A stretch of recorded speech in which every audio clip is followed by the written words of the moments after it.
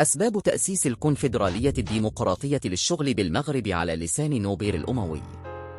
عندما فكرنا في تأسيس الكونفدرالية الديمقراطية للشغل في المغرب سنة 1978، كان وراء ذلك عدد من الأسباب والتحديات التي واجهت الطبقة العاملة في المغرب، والتي كنا نعتبرها حاسمة لنضالنا من أجل العدالة الاجتماعية والكرامة الإنسانية. خلال تلك الفترة، عاشت الطبقة العاملة أوضاعاً اجتماعية واقتصادية صعبة للغاية، حيث عانت من قمع حقوقها، وواجهت ظروفاً اقتصادية متردية وتهميشاً في حياتها اليومية.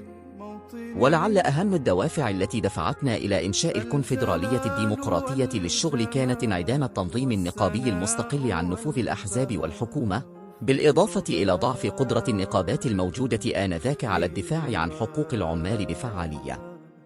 رأينا أن هناك ضرورة لتشكيل نقابة تكون صوتاً حقيقياً للعمال وقادرة على المطالبة بحقوقهم بدون قيود، وبدون تأثير سياسي قد يعيق قدرتها على الضغط من أجل التغيير.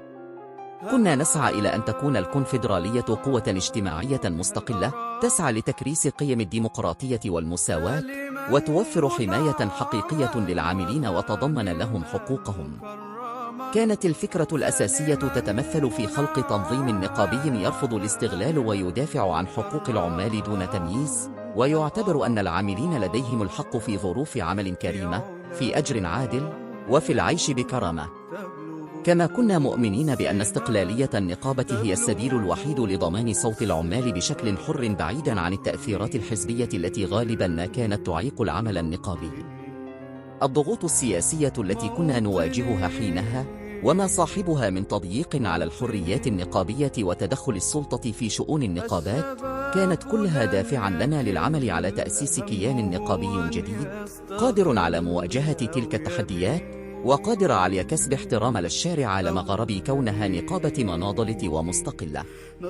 لقد عملنا منذ البداية على التأكيد على أن هذه النقابة ستكون ملتزمة بمبادئ الديمقراطية والنضال السلمي من أجل تحقيق أهدافنا، مع الاعتماد على الحوار والمفاوضات في التعامل مع الحكومة وأرباب العمل، ولكن مع التأكيد في نفس الوقت على استعدادنا للتصعيد في حال عدم التجاوب مع مطالب العمال المشروعة.